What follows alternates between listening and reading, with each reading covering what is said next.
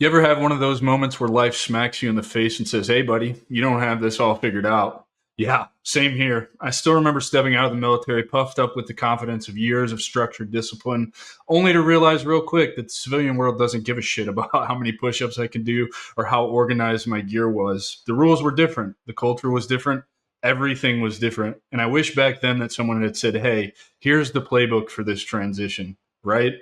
And that's where today's guest, Jason Anderson, comes in. Jason's a 20-year Air Force vet, a guy who went from flying C-130s in war zones to brokering defense deals in the Pentagon. He's been in Afghanistan one day and Japan the next. Talk about pivoting under pressure. When he left service, man, he hit those same walls as the rest of us do. Fast forward, and now he's the founder and CEO of PreVeteran, where he's flipping the script on how we prepare for life after the military. Jason is proof that resilience and growth aren't just buzzwords, they're earned.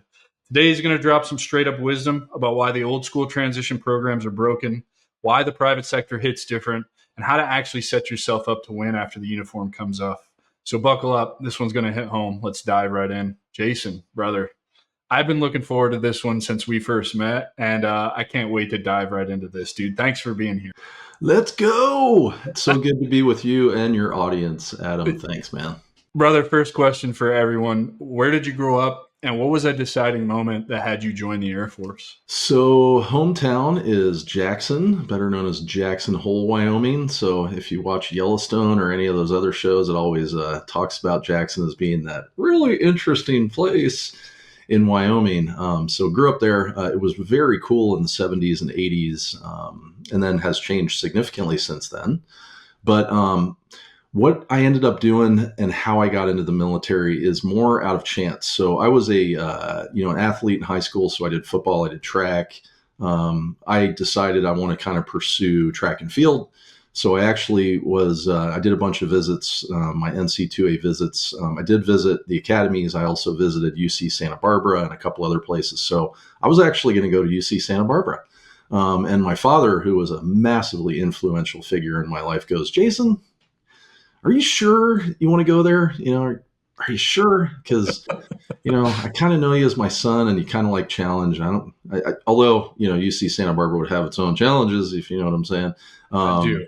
He ended up kind of talking me into going into the academy, but I didn't have proper test scores to get into the academy. So I ended up seriously had an offer from UC Santa Barbara to do track.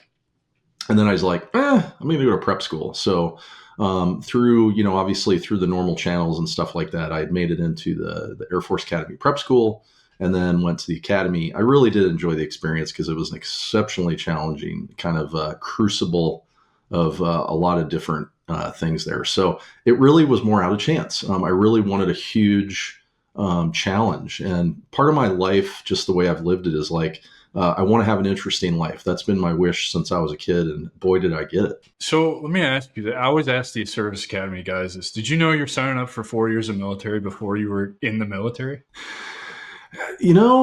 What does a 17 and 18-year-old think like? You know what I mean? Yeah, right. It's a good question. Honestly, I was kind of there. I was like, the sports looks really fun. It looks challenging. And I went there on the visit, and it really did feel like a really good spot for me. And you don't know at that point that different services have completely different personalities. So the Air Force attracted me a lot more than I would say the other services. I went to West Point. I know I didn't want to go there. Yeah. And it was nothing on West Point, right? It's a phenomenal institution. It's just it didn't fit for me when I went there and visited, and I knew right away. Well, and for me, I agree with what you're saying. Each service has its own identity, right? Like talk about the Marines, at best I can tell, even to this day, I love the Army. I love my service. I wouldn't change anything about the branch I joined, how I did, what I did in my career, none of that stuff. But I do, when I give advice to people, the first thing I tell them is go to college, get a degree. And the second thing I tell them is really strongly consider the Air Force because, my sister and my brother-in-law are both Air Force majors. Their life is, and I watched it because, I was in at the same time they were in. They were just behind me, but their careers they had so much more time off and so much more freedom. It's like big boy rules. And meanwhile, I'm 4 formations a day and like all that good stuff. So, I get it. I get what you're saying. I know where you're attracted to it. How did you end up becoming a pilot? Was that something that you always wanted to do or? Oh man, I could tell you a whole lot of stories about how I make huge life decisions exclusively with my gut. So I am not kidding about this. You kind of go through, and every day is busy at the academy. And junior year, I remember this plain as day in my mind's eye. They've got their wheel cap on, they've got this check, like a board they're bringing over, and there's two of them, and they go, "Hey, Cadet Anderson, it's time to choose your next career, your post academy career." And they go, "Would you like to be maintenance? Would you like to be navigator? Would you like to be a pilot? Would you like to do this and do that?" And I was like, "I think I'm going to be a pilot, right?" I mean, I just didn't even, I did not grow up with wishes to fly an airplane. That was never my thing. But, when I was faced with the choice that one day, I was like, of all those choices, I think like pilot sounds like the best. And it was a good choice. It was a lot of fun. For sure, it's a good choice. And it's cool that you ended up choosing that because you said you wanted a challenge. I went to flight school after I got out of the Army, and man, was I in for a rude awakening because I didn't realize how challenging flight school was actually going to be. I was so naive to think that they're just going to teach me how to start this thing up, take off, land, fly to point A, point B, be done.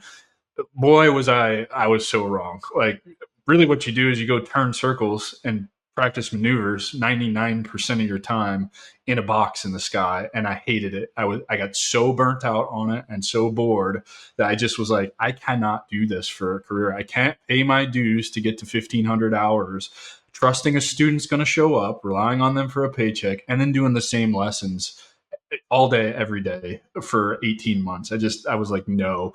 How did you end up in a C-130? Because you don't strike me as a C-130 guy. You strike me as a guy that wants to fly, like jets. You find out again, something you don't know is each airframe has a different personality completely, right? It's another long story I'll make really short, but I ended up, I was supposed to go to Enid, Oklahoma at Vance Air Force Base. Somebody lost me in the administrative system, no joke. And my roommate to be at that point calls me and goes, "Dude, you're not in our class." And I was like, "What?" And literally the movers are taking stuff out of my home in Colorado Springs. I'm like, what am I supposed to do? No internet, right? You get like a 800 number for AFPC, the personnel center. And he goes, "I've got the person to talk to. It's, Airman Smith, she knows you're going to call." And I was like, my couch just went out of my place. These things have happened my whole career. And I get Airman Smith, and she goes, "Okay, Lieutenant Anderson, I'm really sorry, but I looked around and you're not in that class at all." And I'm like, "Well, what am I supposed to do? My couch just went out of the house." And she goes, "Sit tight." And I was like, "My phone line's going to go dead today. This is the last day, no cell phones, all that stuff, aging ourselves quite a lot here." And then next thing you know, she calls and she goes, "Well, I found you." And she goes, "I can put you in the next Enid class, or one just opened for somebody just medically, was booted out, and Pensacola's open." I'm like, "Pensacola, let's go to go." Florida. Yeah. Right. And it was like that. So these things have come up throughout my career, and I ended up going to Pensacola doing T-34s. I liked it a lot. And then had a couple influential conversations with friends who had done a lot more research actually than I did. I was kind of more in the moment kind of guy. And fighter didn't appeal to me. I like a way more laid back crew based kind of thing where you can go. And he had some friends in the C-130 world, and I was like, wow, that feels a lot more like me. So I could have chosen fighter track, but I ended up choosing the C-130 track, and that took me in the Navy again to Corpus Christi. So I did a full Navy experience and loved it. And fortunately, I did well enough. I got my first choice of base, which was Ramstein Air Base, Germany, right in time for Bosnia. Yeehaw. Oh, damn. No, right? Yeah. It's awesome that you say that, because also when I was in flight school, I thought the dream, first I started wanting to fly helicopters, and I found out how hard it is to get any kind of work in the civilian world unless you have millions of hours, insurance, right, on helicopters. And so then I was like, man, the airlines, you're just really just kind of a glorified bus driver. And there's not a lot of responsibility with the airlines. They plan your flights, all the shit's taken care of. So I ended up wanting to fly. I still, to this day, would love to fly PC-12s. That's like my dream airplane. I don't even know why. The Pilatus is so cool, but I wanted to fly private jets and then later get a helicopter rating and kind of move into that billionaire world. So I get what you're saying. I think if I'd have joined the Air Force to fly, knowing what I know now, I would have tried to get on the C5. So like here's what's cool about the C-130 for maybe the listening audience that does not know. It can run on anything. Now it prefers, like, you could almost put in cow shit. I'm exaggerating, but you throw it into the engine. It's designed to literally be run out of austere, locations. So I love the C-130 for a couple of reasons. One, it takes off from anywhere, it lands anywhere. We do not do air refueling. That's a good thing.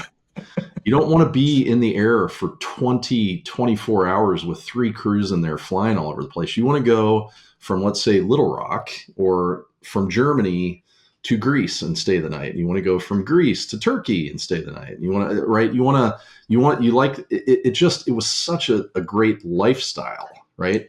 Not to mention the war flying, right? So the war flying, you do all these to different fire bases. So I'll fast forward a little bit. So Bosnia was interesting because I'd never lived in Europe, so I got a 3-year stint there, and we could, when we were flying into Bosnia, we'd go to Albania a lot. We do a lot of combat missions, in that area. So being a fresh co-pilot out of that, there's so many cool stories I could tell you about, just fascinating, cool stories. But Afghanistan was completely different. So in 2001, I had to PCS, to Little Rock Air Force Base. So, like, everyone has to pay homage to Little Rock because it's the C-130 capital of the world.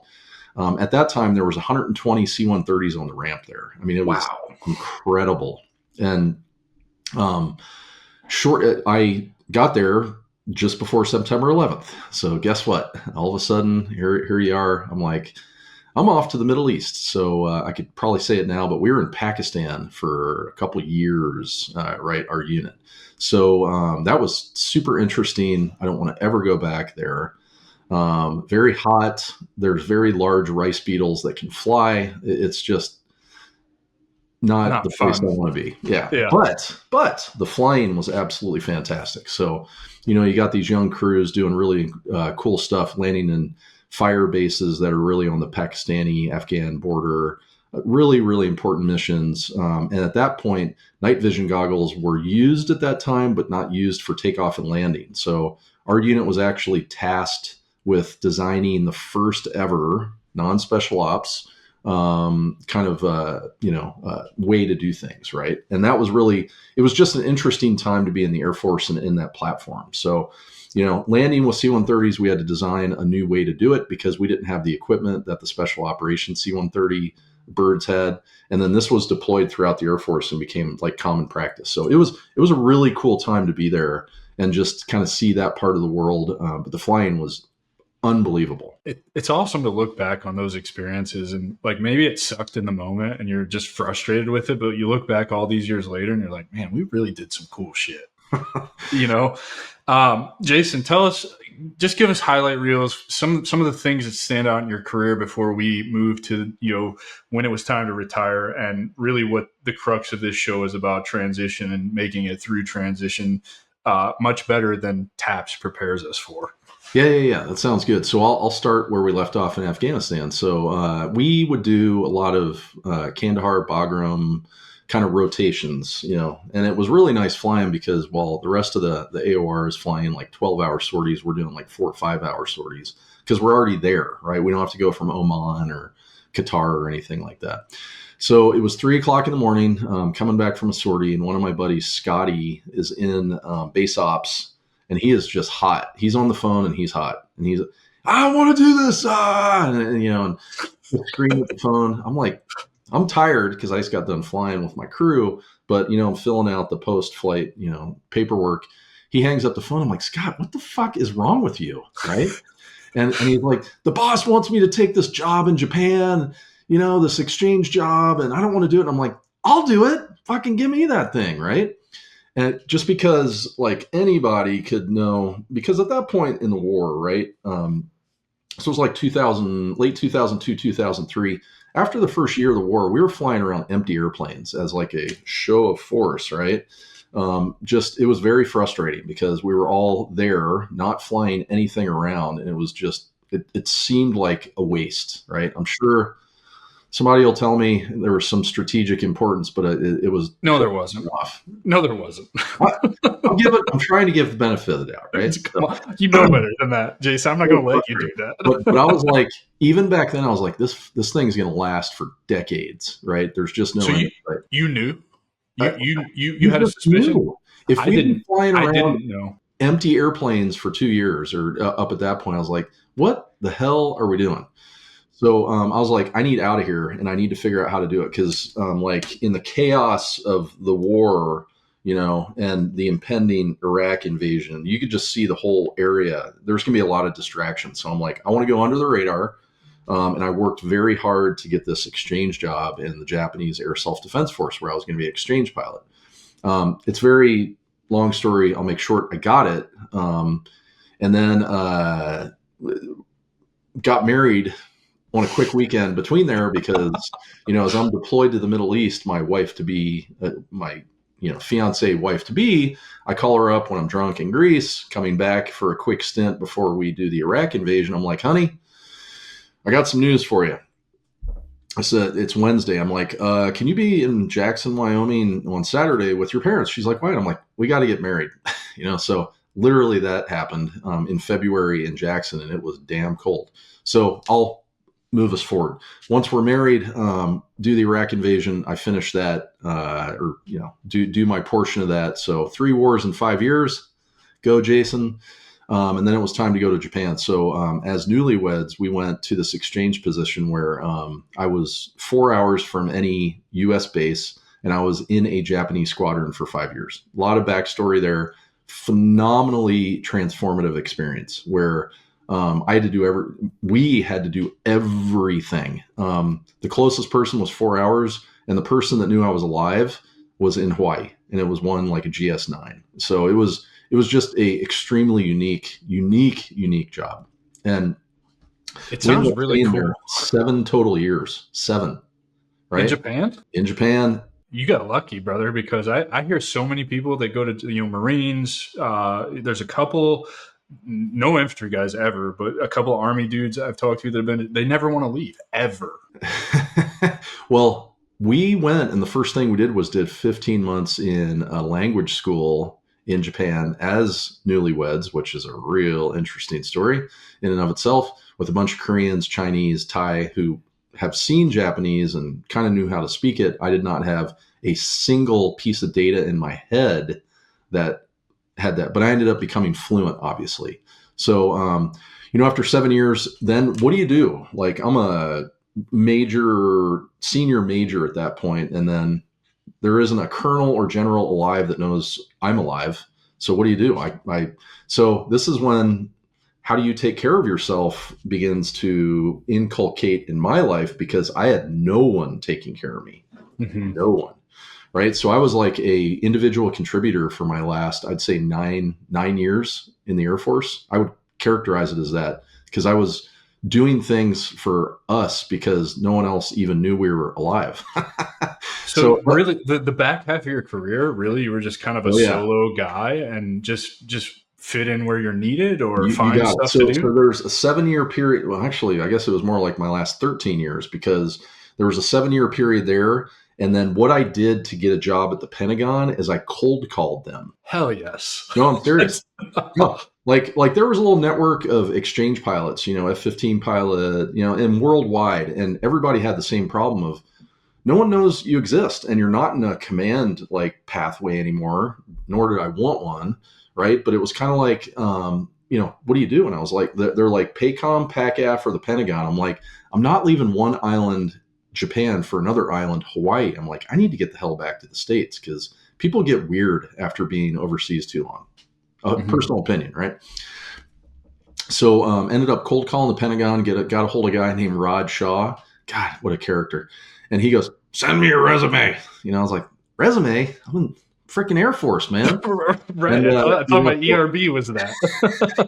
So I sent him what looked like a resume, and then within 24 hours, I was hired on as the Secretary of the Air Force International Affairs Japan Country Director. I didn't even know what that was, but what a kick-ass job. And this will get into transition here in just a minute. So yes, sir. I ended up doing 6 total years at the Pentagon. Now, people are going to cringe when they hear that because they hear Pentagon and automatically equate it with pain. I loved it. Here's why I loved it. I was the conduit for the Air Force to Japan, and I understood the customer really well, Japan. And I was back in Washington, D.C., where I would have a flood of defense contractors come talk to me trying to hawk their wares to Japan. So I would start developing these relationships, right? So Which I is did going to that. be important later. Well, it does become important to some extent, but like over the 6-year period, it was fascinating because what my exchange job was, and I didn't know, and no one told me the context. Keep in mind the word context. We're going to talk a lot about that later. The context piece was I didn't realize how strategic that exchange position was. And the Air Force does it in like 45 different countries or something. But the idea is, and I think it's a great one, is that once you are in that culture and can speak that language, you have immediate rapport, in my case, with the Japanese. So as you grow up together in rank, you can look across the table, you can see Yasu-san sees you, you have instant trust, and they're like, I will do whatever Jason says because I trust him, right? I mean, it just makes affinity take it to the next level. So it was really cool. Little foreshadowing on networking and relationship building, right? Context building. So Yeah. I'm gonna circle back to that later, but so let's fast forward to transition. So I really enjoyed the Pentagon time because we were not subject to U.S. budgets. The foreign country collectively paid, which they should, for the foreign military sale as part of the service, right? Like I would go to Japan 6-7 times a year. I'd go to Mongolia just to understand their security needs, see if the Air Force has the right product or service for them. It was unbelievably cool job, coolest ever actually in the government. So here we go. Here's where we talk about transition right here, Adam. Now that we're 22 minutes in, I hope the viewers are okay that we did that little long intro. So the way I describe transition is it's a physiological event.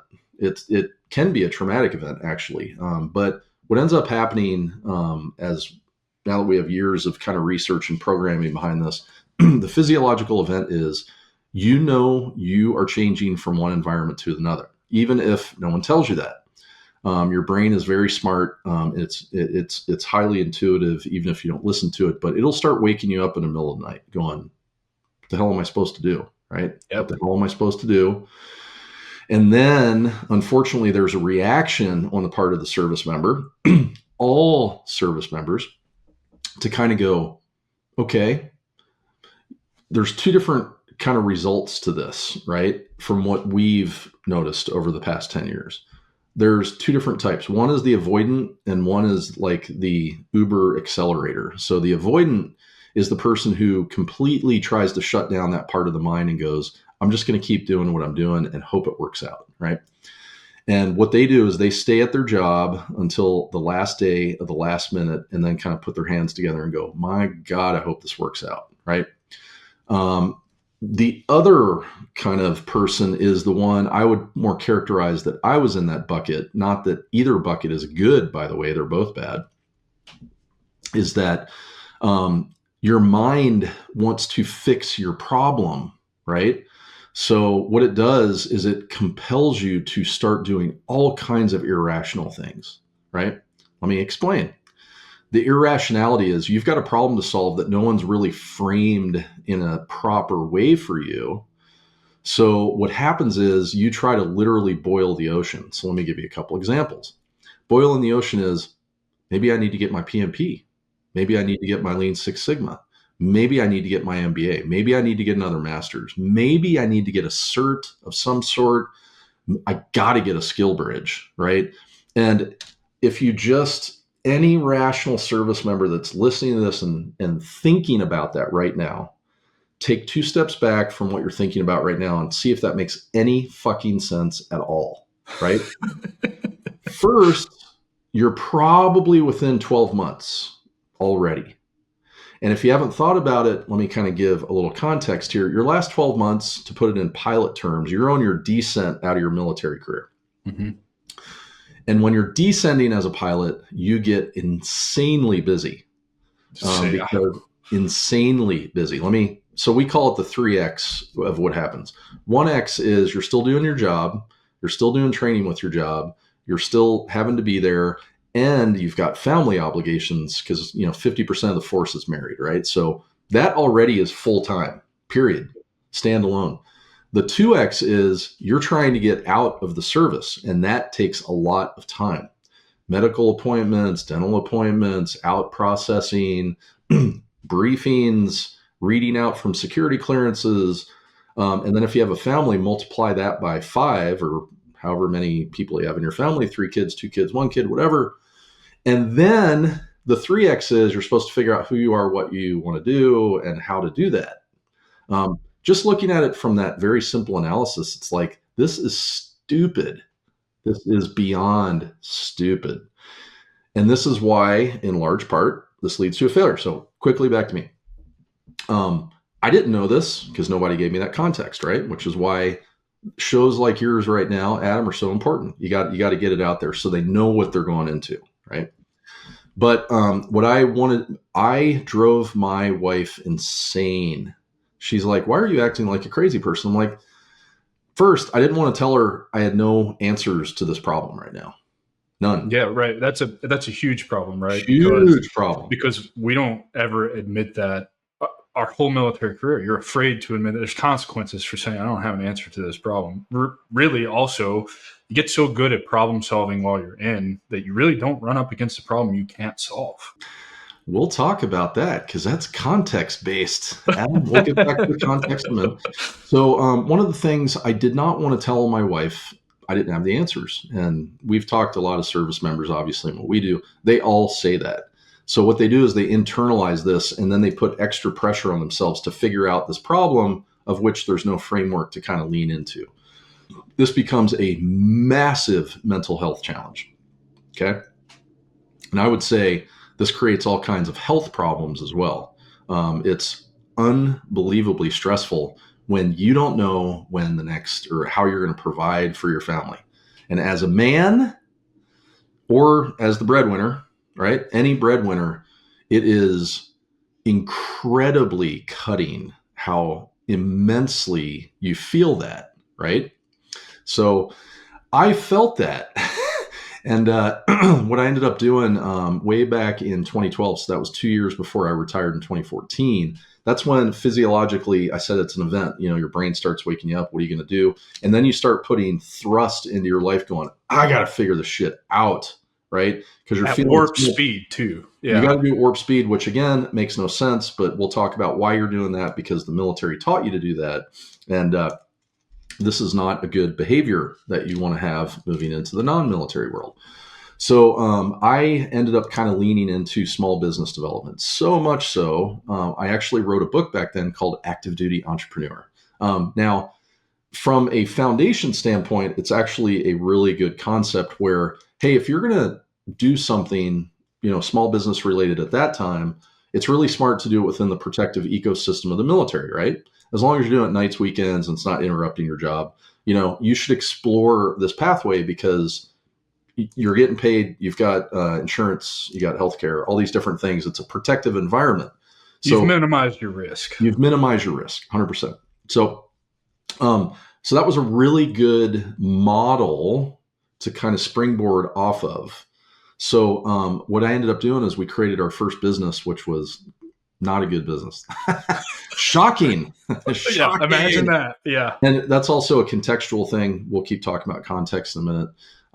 But we were going to move back to Wyoming. So we moved back to Wyoming. And then I had friends from my Pentagon experience go, Jason, we just had a role open up in Rockwell Collins, which is a Cedar Rapids, Iowa-based aerospace defense company.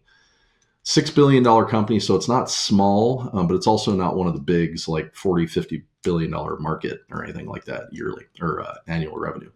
So I kind of broke down. I said, yeah, I'll do it. Sounds good. I'll try it. So this is where I am a unicorn, right? I did one resume for one job, did 3 interviews, and I was hired in, right, to this company. So very fortunate statistically on that. Very fortunate. So Went into Rockwell Collins, and at that time, I was remote in 2014, so way ahead of my time on the remote world. But I went into a business development role, and I love the company, love the culture. It was run like a small business, a $6 billion company run like a small business. Absolutely phenomenal, phenomenal company. The CEO at that time, Kelly Ortberg, is now the CEO of Boeing. So he just got pulled into that new, very large role because Boeing needs his They need leadership. some help. They need some help. He will turn it around. Trust me. He is an absolutely phenomenal, phenomenal, phenomenal leader. So, um, ended up going into the business development role.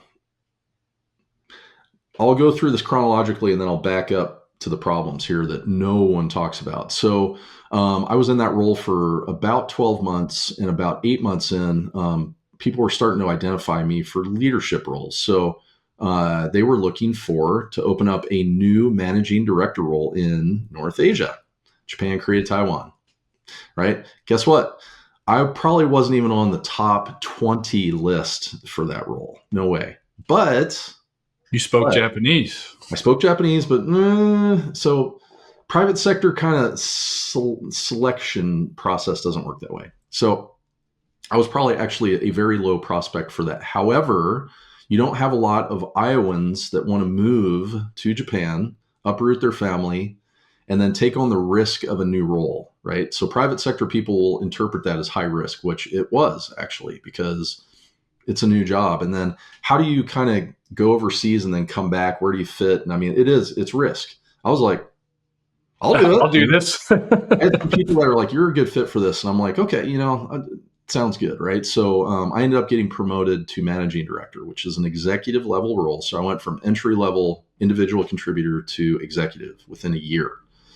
And then stayed in that role for 3 years until we did a merger with United Technologies. And then it was time to come back to the US. And then I finished out 9 total years as a senior individual contributor. So that's the framework. Now, let me tell you what's going on here. The business, excuse me, the business development role, the executive role, or the individual contributor role. I didn't know how to do any of these at all, right? The BD role, to be honest, if I didn't get promoted, I probably would have been fired. Wow. Just being serious, right? I had no earthly idea what BD was. Now think about this for a minute, right? I'm coming out of the Pentagon. There's a lot of people coming out of the Pentagon that go to defense contractor roles. A lot of them go to BD roles, business development, because one, they're a Rolodex. I was. Two, they know the programs, which I did. Guess what? I didn't know shit about the business world. Nothing. Right? But I thought I did. Because that was what I was taught when I left the military, and that is what every single service member is taught when they leave the military. Utter lie. And I'll tell you why this is problematic. So if I was to kind of, put this all together, it took me about 4 to 5 years to get my legs under me, right? And no one talks about when you're trying to get your legs under you, that's extremely stressful. And you're not serving you well, you're not serving your family well, and you're not serving your employer well. So it's actually like a triple loss, right? And this is something that is not discussed in the transition space because we're still focusing on getting people a job. And we're so bad at that, so bad, that we never get past to those second, third, fourth, fifth, and order of magnitude things like, is it a good job? Are you happy? Are you healthy? Are you contributing? Are you doing these things? So what I'm telling you is the entire system, as you talk about all the time, is fundamentally broken. Absolutely. 100%. It's you can look at the numbers when you go to va.gov or any of the .gov websites who track transition. You'll see 80% of veterans who get out quit their first job within the first year, and it's another 78% quit 2 jobs within the first 2 years. It's ridiculous, and it's the thing. And I think this probably applies a lot. and impacts the enlisted a lot more. If you take somebody like me, and I've heard the comments, I've seen the comments on my posts talking about this stuff, like, well, you should have taken advantage of tuition assistance. Motherfucker, I was an infantryman. When did I have time to take advantage of tuition assistance? I actually did try to take advantage of tuition assistance when I was a private. 2 weeks after I got commander's approval and enrolled in the class, the commander was bringing me a letter saying, hey, you got to drop those classes. We're going to NTC for 4 weeks. You're not going to be able to finish this class. And oh, by the way, it wasn't digital at the time. It was still the paper shit, right? So am I supposed to haul my books and my little bubble thing for all the homework to NTC with me and try and get that done while I'm stuck in the box for a month training? Like, that's not going to happen. But they push, use your GI Bill benefits, get your degree. You're a veteran, so every company out there wants you, and you're going to land a six-figure job. Congratulations, you're successful. That it's just simply not true. I've never been offered a six-figure job in the 10 years I've been out, ever. Not one time. 100%, 100%. So, like, I don't want to just talk about like the symptoms, right? Right. So we got to talk about the solutions. Let's talk about the cause first, right? So at PreVeteran, like I've been working this problem since 2016, right? So let me tell you a little bit about the PreVeteran journey, and then I'll tell you what we're doing to fix it, because it is 100% fixable, and it really is actually a simple solution. So we'll go through this, and then I'll see if I can convince you and your audience if that's true. So when I went to Japan, right, and remember I had struggled that first year in business development, I'm like, why the hell am I struggling, right? All those things you hear, you're capable, you've got skills, companies are going to want to hire you, you're going to make six figures, all these different things. I got in, I was like, I am not prepared to perform at all, not even remotely, right? So when I got hired into that managing director job, it had been festering in my mind. I'm like, what the hell is going on, right? So I did all the research that you're talking about right now, right? I did probably 3 years of research. I did do 3 years of research. And, we are very well informed about the transition space. So let me kind of share with you what the problem is. And it actually is a really, really simple problem. Back in 1991, when TAP was introduced to the world, right? What happened is the government just said, donk, here's your program, right? Here's your program, use it. And when a government of that size does something like that, people don't ask why or what or, tell us about it. Stakeholders just enter that market structure, right? So the government goes all in, researchers go all in, service providers jump in because it's now a new market, right? There wasn't a program before. Now there's a program, which means there's a market. So not surprisingly, people got in there and go, okay, how are we going to provide services based on how this is structured? Now, flash forward 30 years and us now looking back at when that was first brought in, their fundamental flaw is the fact that they think the military and the private sector are similar, if not the same. That is the fundamental flaw, right? Let me explain. So as best we can looking at the structure and the research that we did over years and years and years, probably in 89, 90, before it was deployed in 91, some group was tagged with, hey, you got to create a transition program, right? So what did they do? They took a commercial model off the shelf, right? It's what anyone would do. It's like, hey, I'll take something that smells like this and I'll tweak it a little bit. Probably charged $1 million too, right?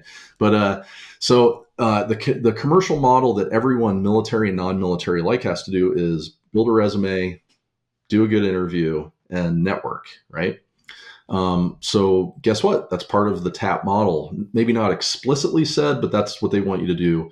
And then they added in this one extra thing, translate your skills, right? So between translate your skills, networking, resume, and do an interview, you'll be great.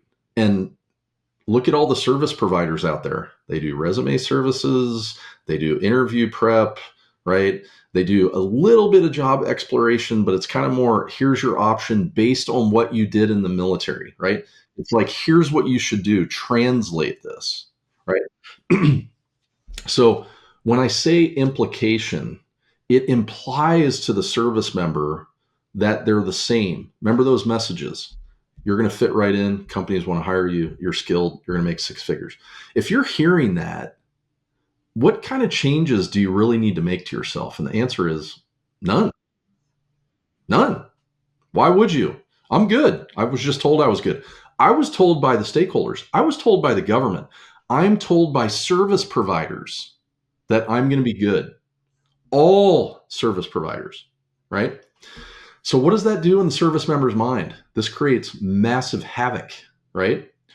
If I'm hearing those messages in one ear and then in the other, intuitively, my brain's waking me up in the middle of the night going, you're not ready, right? Then you're constantly going between the two and you're having a mental health crisis in your own brain, right? Because you're like gaslighting yourself. You're like, am I good? Am I not good? What am I doing? What do I do? How do I do it? Right? And then you start kind of going down the rabbit hole of, I need to get PMP. I need to get, because there's no clear path. And what ends up happening is each service member, all 200,000-ish per year, make their own model. That's 100% what happens, which is stupid. It's totally understandable, but it's stupid. So let me kind of back up just a tiny bit. So the fundamental problem is the stakeholders created a horrible framework, which is implying the military and the private sector are similar. Mm-hmm. The secondary effect of that is the behavioral aspect of the service member that goes, I'm good. I know how to operate in these conditions. I can be my military self when I get to this company. I've done hard shit before. This is nothing different. Yeah. Guess what? It's totally different. Contextually. Here we come to context. Here comes the context. I promised it, right? So this kind of gets us into the solution, but not yet. Let's talk more about the symptoms, right? I'm looking at one of your threads. Your posts are phenomenal. People love you, right? Rightfully so, because you're speaking to them.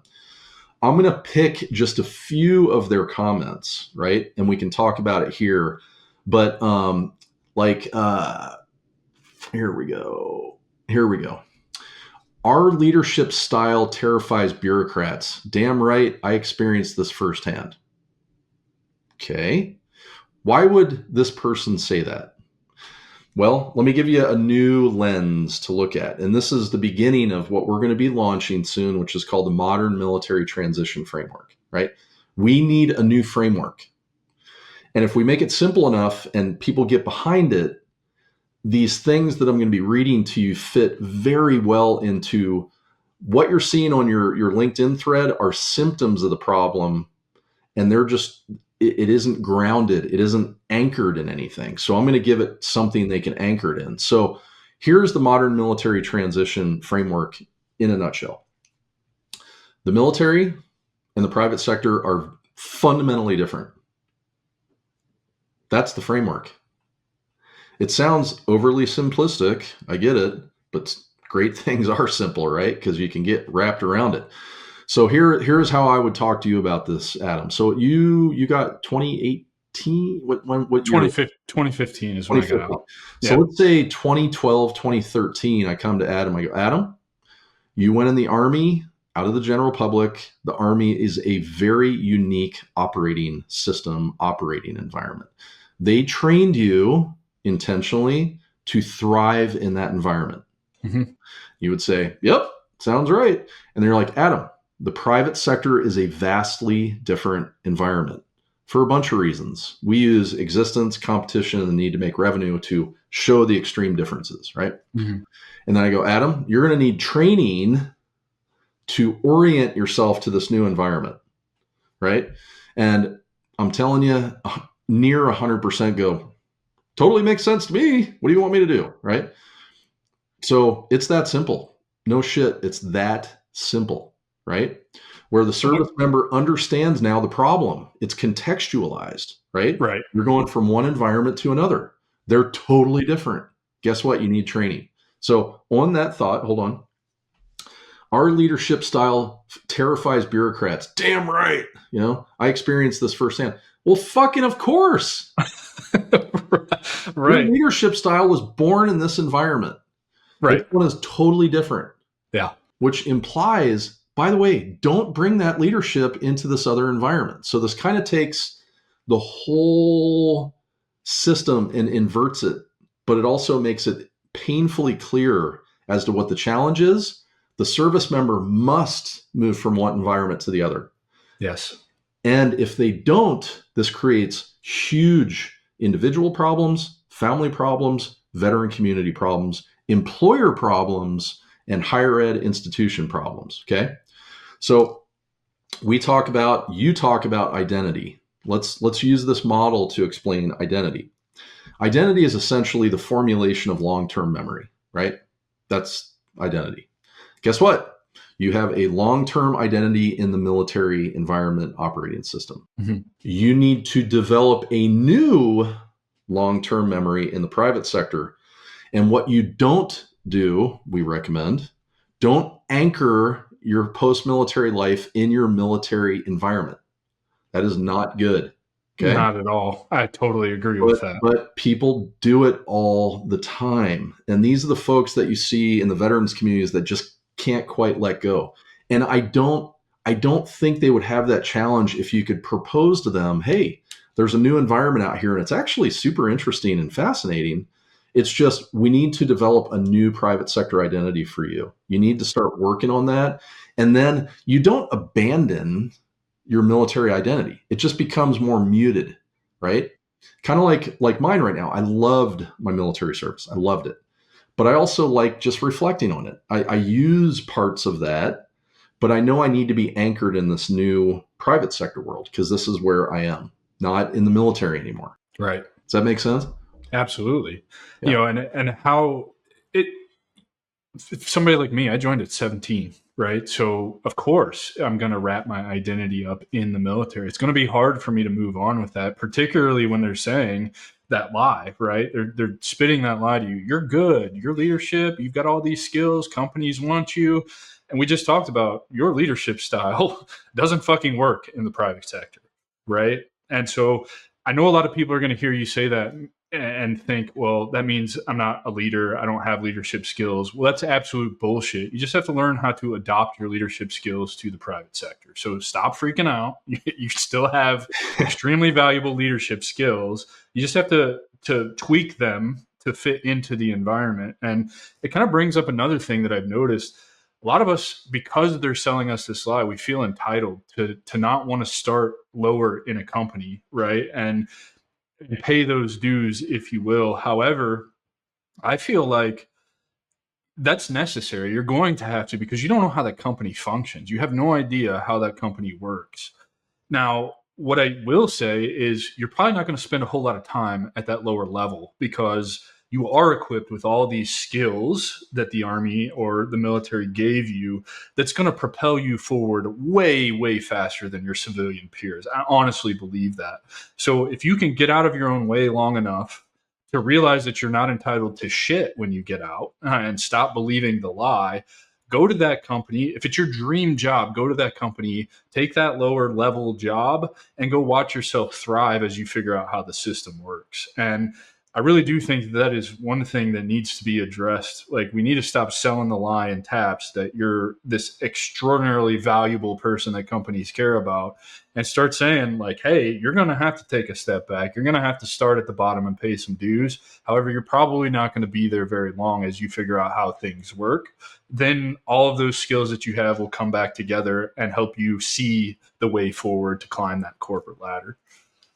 I'd like to add in a little bit, right? Because what you're saying makes a ton of sense to me. I mean, I was the poster child I went in as an entry-level individual contributor. That's the lowest. I was making good money, by the way. But then I was selected for promotion. But that was more, I would say, that was unique, one-off, rather than like just a planned kind of promotion. But I want to tell you what's really missing in that is on the front end, before you get out of the military, service members aren't aware of the differences between the two environments. So they're not adequately preparing, right? For sure. How would they know, right? Remember, the current model is telling them they're fine, they're good to go, they're going to do well. Companies are just so lucky to have you.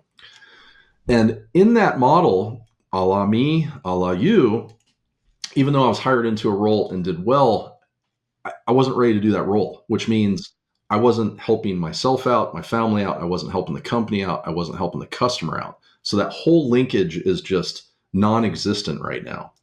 So let me explain how what we really need to move toward is competency of the military service member in the right context, which is the private sector context.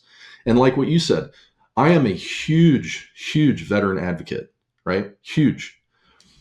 We can make the most empowered workforce in the world if we can get them trained to be acclimated to the private sector faster. So let me explain our model again, the modern military transition framework. Within that, if you buy into the thesis, which I don't know who couldn't. I mean, I want to have these discussions publicly at the national level, but the military and the private sector are very different. Therefore, you need training to thrive in the private sector, which means now it's a phased approach. So the first phase of this is helping people before they get out of the military cross that bridge, right? And what you're saying is realize you got to take a lesser role and stuff like that. There's a lot of stuff that has to go on the front end of this. Like the thing that's missing from the service member is knowing that there's a difference and then preparing for it. So once they prepare for it, right, and they got to find the right program. Our humble opinion is we're the only program out there, right, that does this new approach. There's a lot of other great companies out there, but they're coaching programs. Coaching, in my view, is a very important kind of thing that service members could do, but it's not useful till we start rooting them into the private sector environmental, right? Because if you take some, like in my view, one of the problems with the 1991 TAP model is they tell you to translate. The word itself says everything. It means you're taking a service member where they are now, which is in the military, and making them sound businessy. You're putting a veneer on them to try to fool the employer that they understand that employment environment, which they don't. Why would they? Right? So that system just needs to go away. It does, right? So if the service member becomes aware of the private sector, aware of how they need to adapt and regulate their thinking and decision making in that new environment, and then explore careers, you're unstoppable, right? Because you've done the selection process before you've ever left the military, right? So we've done that for 5 years. We're very good at it. We've had a lot of success on that, right? But what about the people that just went into the workforce and didn't get that training ahead of time? They need that training so they can acclimate to the private sector business environment quicker, so that they stay there and they perform better and they feel like they belong and they understand how they could bring their talents to bear in the business. So that's purpose, right?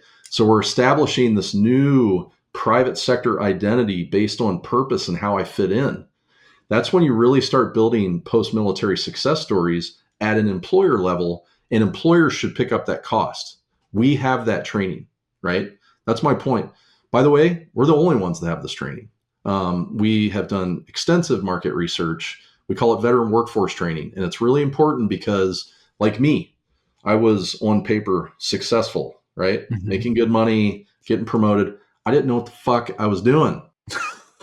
Right? How did that affect you? You said taking that entry level role, you were about to get fired, before you think you were going to get fired. Internally, what were you telling yourself? Did you think you were doing a good job, or did you realize you were struggling? I tried to be reflective, and it was very obvious to me. I had no idea what I was doing. So business development, if you asked all your listeners right now, what does business development do? The first thing it's going to hit their mind, which is what we call a heuristic. This is something that's born in the military environment. Obviously, they're going to be like, it's whining and dining, man. I'm going to take them out and have them buy our program, right? It's such a oversimplification of that. And that's born, that thought again, in the military environment. The private sector environment it's very process driven. You're a stakeholder in a bigger machine. They make slower decisions because they have to get them right. Where the military... It's funny that you're saying this, because when you ask me now, with what I know now, what's business development, it's looking at the systems and processes inside of the company and making them better and more efficient so that you grow the business and scale it faster. You got it. But I understand that now. I wouldn't have Right. understood that when I came out of the Army. But if we taught you that earlier, then you don't have Right. to have those deep ass scars, right? Yeah, So exactly. you're getting to a really important element of our programming, which is the mindset piece. Like to give you a tiny bit of history on that. Once we figured out what the problem with transition was way back in like 2017, 2018, we kind of knew it back then. I was like, sweet, I know what the problem is. And I'm like, fuck, how am I going to fix it? Um, so like I channeled my dad at that time, right? Hugely influential, like every guy, probably their dad. He's like, Jason, if you want a better life, make better decisions, right? And I was like, doesn't get any easier than that. Thanks, Dad. Harder, but easier, right? I mean, because you're like, so I went through this task, and I'm an educated guy. I got an engineering degree. I got 2 master's degrees. I'm your typical way over educated officer. I was going to say Massively overachiever. over. No, it was part of the system where you're like, hey, you want to get? It's a cottage fucking industry, is what it is. It is. Yeah. I'm so not happy with that, to be honest. But the so when you make a decision, how do you go build a program? Based on this new thesis that you kind of come up with. Well, I was like, I'm going to use my dad. Make better decisions. Okay, let's break down decisions. Well, decisions are highly individual. So that's what you're really invested in, and so am I. How do you make a program that is uniquely individual that someone can take and use on their own? And the answer is you got to create a completely new kind of paradigm in education, which we've done, right? So what we've done is we've created a program that you give them the tools and the framework, and then they go build their own path. That's what we need to do. And it needs to be scalable, which, by the way, ours is scalable now. So we've built, again, 5 years in the making now, lots and lots of testimonials here. But how does one make decisions? Well, there's a external environment, and then there's an internal environment. The external environment kind of sets the framework for the operating system you're in, and then the internal environment is how you navigate that new paradigm. So you can start seeing the pieces of the puzzle coming together, right? Sure can. So what we need to do is we now help the service member understand the private sector environment, and then have them begin adjusting their mindset to regulate for this new environment. And once they take hold on that, they're unstoppable. So the big question I have with because it's such an individual program, and because I'm having so many conversations with veterans, the big issue that I see now is a lot of vets seem to get forced into a similar job to what they're doing in their military career.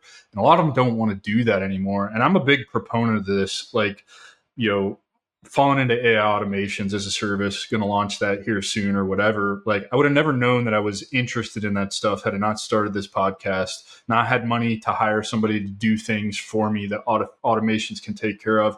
So there's an element of exploring who you are and what interests you. So how does PreVeteran address that with this new framework? Because I think it's super essential. I've talked to, and I'm not here to say whose program's the best, because I've never been through any of you all's programs. And of course, I'm on board with you saying you have the best program because it's your program.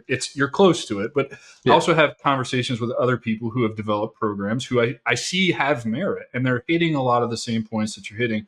One that comes to mind is Seven Eagle. I had a meeting with them last week. They live in my community as a resource. And they were talking about an infantry guy. I think he was an infantry guy, a ranger, who didn't want to do any of the leadership stuff anymore. He loves music, and he just wanted to work in a recording studio. So they paired him with a rapper. And now he goes to work every day in a recording studio to figure out if that's actually for him. How do we address this, and how can we build this into a program? Have you built this into your program to give this like empowerment to the service member to explore all of the things that they're interested in? Because I can sit here and think like, man, it would be handy if somebody would have like pushed me into some kind of coding or something like that. So I'm not using AI to teach myself HTML and CSS and all the other coding languages that are out there that I really am fascinated by. I just don't have the patience to go, or any benefit left to go explore these coding careers or whatever. I have to teach myself. kind of see where I'm going with that? Oh yeah, yeah, and we love Jordy, by the way. We know Jordy really well. So Awesome, great. Yeah, dude, Jordy's amazing, man. yeah, we've had a lot of conversation with Jordy. So there'll be some cooperation somewhere in there at some time. So how do we? Yes, exploring is a absolutely quintessential part of our program. Now, remember, I got to kind of frame this within our framework, right? Of course. So the framework is military, different than the private sector, right? Ideally, there's 3 buckets of training that need to happen, right? The first bucket is getting people before they get out. That's the first bucket. The second bucket is still helping the ones that are in the workforce now. And the third bucket is helping student veterans perform better in higher education environments, right?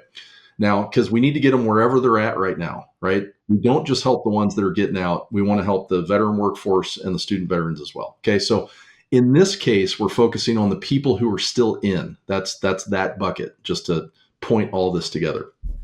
The way our system works, and we just call it the military to corporate training system, right? Just a high level stuff. What they do is they go into our 5-week course, which is called the employment prep course. And what this does is essentially orient them to the private sector environment and their mindset. And we got a bunch of models in there.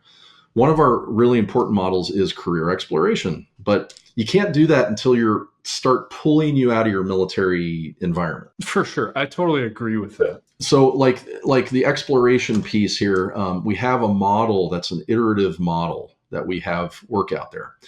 And what they do, because they're still in and they have a new model and they have support and they have a community of people that have been through the same training, right? PreVeteran alumni community. What they do is they go explore careers. So let me give you not an anecdote, I'll give you a case study, right? So Crapac was a Marine Corps XO, went into our program in 2022, right? So just like I told you, it went into our employment prep course, 5 weeks, got the basic tools to do what we want you to do over and over and over again, went into the community. He explored aerospace defense first on his own with our model, ended up ruling it out because the industry wasn't healthy in 2023, right? Great. He then pivoted to financial services and goes, it's not a good culture fit, right? Then he pivoted to oil and gas. He loved it, right? And then after he found what industry he wanted to be in, he found local companies. He had 2 offers when he hit his employment window, which was 90 days before he got out. And he made an additional 50 grand, not 50 grand, additional 50 grand. So what we're saying is that model before you get out, the pre-separation model that we have, that's scalable. And we would love if you had your manpower person on this podcast right now to talk to them, because we would love to run a trial of, let's say, 5,000 to 10,000 people next year. We can support that now, right? Our model is cost effective, it's scalable, highly individually transformative, and we have a lot of other case studies outside of Cray. But that career exploration, like you were just talking about, had you done that when you were still in? Oh, it would have saved me so much time. It saved me 8 years. 8 years. But think about the mental side of this too. What did 100%. You go through going through those permutations, right? Oh, a ton, man. I mean, I had to go into the insurance industry, so we can use the financial services thing as an example, right? Insurance is incredibly lucrative. However, the culture is terrible. I felt like the scummiest human being on the planet, which didn't do anything to help me out, particularly because I landed in selling final expense to seniors, the poorest 1/3 of Americans in rural Tennessee, Georgia, and North Florida and South Carolina. Like, good luck, man. It's 2021. I'm driving around. I'm taking people to the bank to open a bank account so I can draft their premium off of it. Not only that, but I'm spending my own money to drive to these places, to stay in hotels for the week. And I'm not getting reimbursed on any of that unless I hit a certain quota. And so I had to learn all these lessons the painful way. I feel like if I'd have had your framework and I could have tested this before, maybe I would have ended up in the AI automations. Maybe not then, because AI was kind of lesser known on the commercial side, but at least I would have found, a love for the coding kind of thing. And I never thought I was a nerd like that. Fuck, I can barely type. You know what I mean? But like, I would have been able to explore all of this with that safety net that you're talking about. Well, so how do we fix this? Here's how we fix it. Okay. In our world, if we just get stakeholders to all agree in a very simple concept, and this is part of the framework. The military and the private sector are different, right? That means a lot of service providers are going to have to change their messaging to the service member, Yes. right? This is why it's disruptive, because this is going to overturn the apple cart here. But the smart ones who want to see change, and this is why we're building a coalition here in Arizona of these companies to begin challenging the larger kind of stakeholders out there to adopt this framework. Because once you do that and service members get the truth, hey, you need to change pretty quick in order to do this. The service member wants the training. And then it's a matter of, hey, if you're a company and want to go build it, go build it. We've got it. But if you want to go build it. Because this framework with the training to get you from the military to the private sector, no matter where you are, is the solution, period. It is, right? Can there be coaching? Absolutely. There should be, probably. But the first thing you have to do is contextualize them in the private sector, period. Yes. There is no other, you can't get around it. If you want to have them be anchored in the military and try to do translate and stuff like that, ain't going to work. No. We have 30 years of data that conclusively say that. So we need to stop doing that. I think you make such an important point, because we're still in training mode as we're getting out. So if you just tell us this is your new training, dude, it's so easy. Like, so hold on. I'm going to challenge you on that. I am absolutely going to challenge you on that. So one of our most important piece of our tooling to PreVeteran is the mindset piece. Okay. If I would have told you this for you back in 2013, you would have said, Jason's full of shit.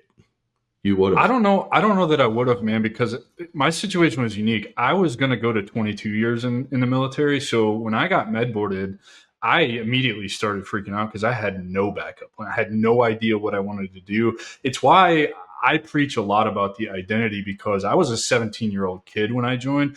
I was a 17-year-old kid who had a rough childhood, who was bullied, who grew up in a broken home, who grew up in rural Indiana with no money, and so I didn't really have a good perspective on what the world had to offer me, particularly because I spent my entire career every other year deployed. So what did I know? I knew the worst parts of the fucking world. I knew how to war. That's all I knew how to do. And I'm not sitting here trying to make excuses. I could have done a lot of shit to personally develop myself while I was in the Army.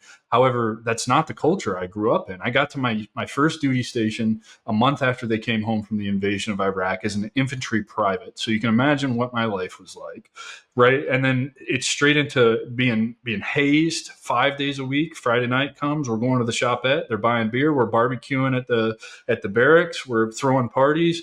We're spending money like it's going out of style, because we know to the day how much time we have before we're overseas again, right? So, and just rinse and repeat. That was my whole career. So particularly for me, I know I was still in that training mode. If you could have told me I just need to go through 5 weeks of this training and 10 weeks of that training, and you're going to have a successful transition, I'd have been all in. So I may be an outlier in that. You might be, but here's what we've learned over the years, right? So again, the best thing that could happen is everyone in concert goes, hey, military, private sector, different. And immediately kind of getting into a service member's mind. Because if you don't start off with that, they're going to go, but I'm told I'm good. And what they'll do is they'll question everything you tell them. Yes. Right? We call that the military mindset, right? And the military mindset really becomes a problem for them if they don't know how to regulate that moving into the private sector, right? But what I'm saying is that's an obstacle when you're trying to help the service member, because they're listening and they got the bias to listen to that and go, I am good, right? I'm super. So it's really hard to penetrate into that mind and kind of go, no, you're not good. You need to do this to kind of get ready. And then once you get in there, man, they start doing all this transformation stuff. I'm just saying, even me, I'll tell you straight up, I would have been like, nah, I'm good, right? Like, why would I need this? And I'll tell you who's the worst: special operators, right? So we have a thesis here within PreVeteran, very well-informed, data-driven thesis. The closer you are to the kill, and this kind of went back to your discussion, right? Army is an occupying force. What's interesting about the psychology there is, like you said, you just don't question orders. You've got a 24-year-old platoon leader, company leader, whatever, and you do what they say because you need to be occupying large swaths of land. That's a lot of people. Okay. The Air Force, we're very far away from the kill. Even if you're a fighter pilot or a drone pilot or whatever, you're far away. Army, close. Marine Corps, way close. Special Ops, way close.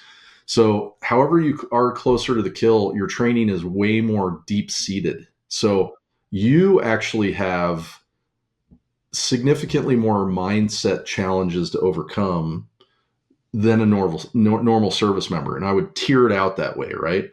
So, the special ops piece to that is very tough. And there's organizations out there that, remember we talked about the old language of, hey, you're good to go. They double down, triple down, quadruple down on that, saying company's lucky to have your ass, right? No orientation to the private sector whatsoever. And they're doing them a huge disservice in our opinion, right? And this is what I mean by this very kind of this framework from 91 and then the service providers that kind of get in there and kind of continue on fanning the flames of those, not the poor structure, which then again kind of infests the service member's mind to inaction or confusion. And then that creates all kinds of problems. And right, the mental health piece is big. I don't know if you saw the suicide ideation is strongest at transition. It is, right? That's been in several studies since 2014.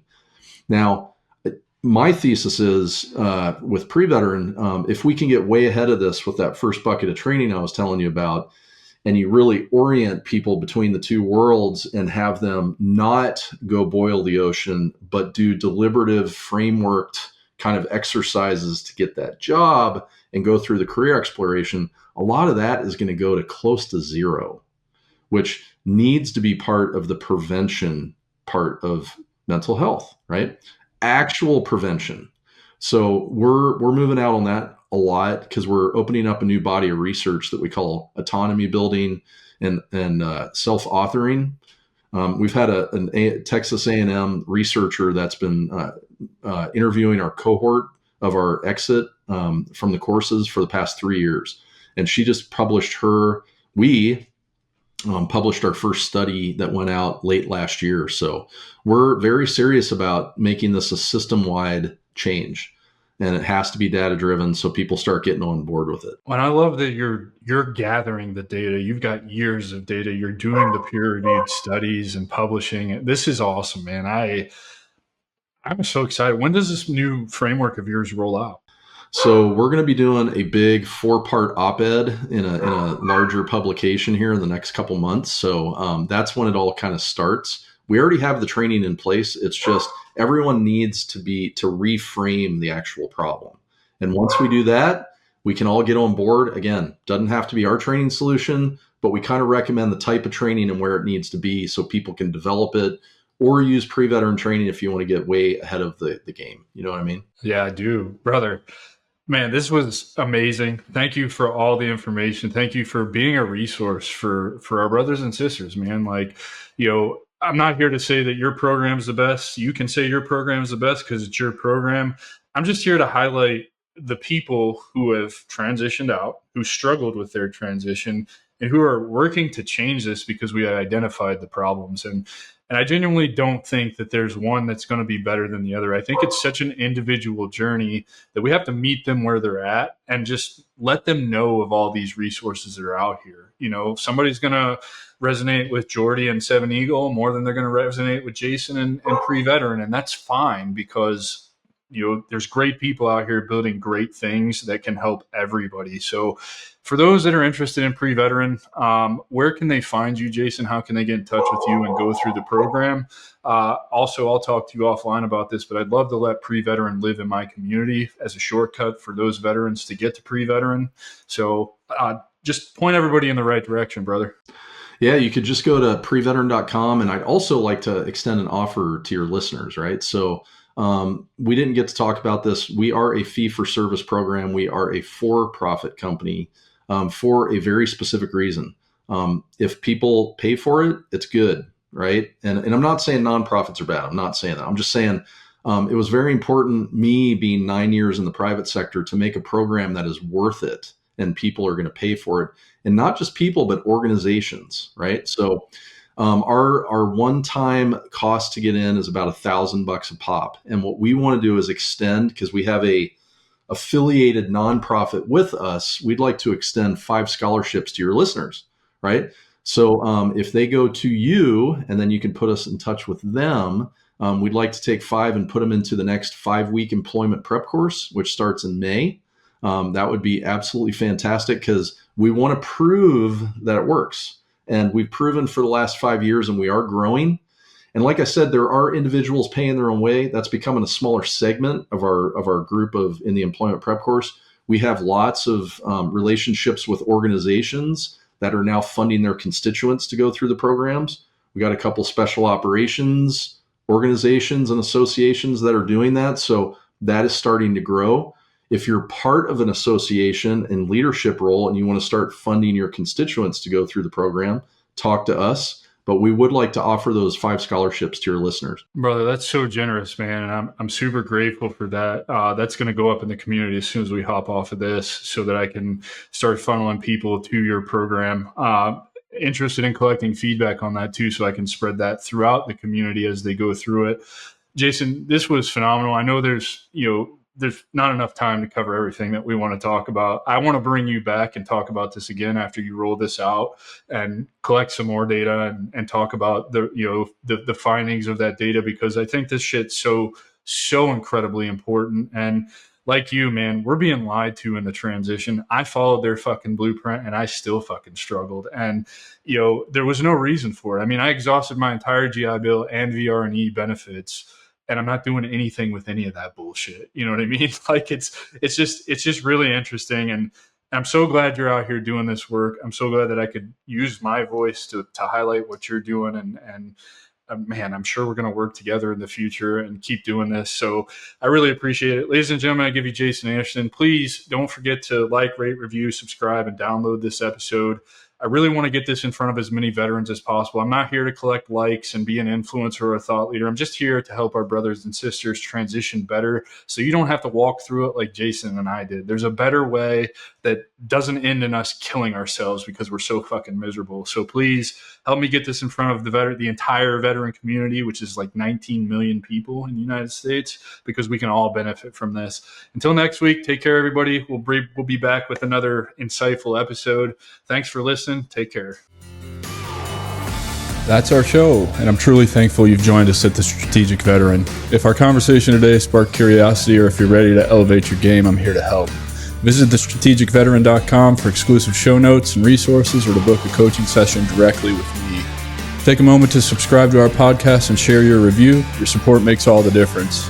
For more insights and daily strategies, let's connect on LinkedIn and keep the conversation going. Remember, this isn't just a podcast, it's your strategic advantage in action. Until our next rendezvous, stay bold and continue the mission.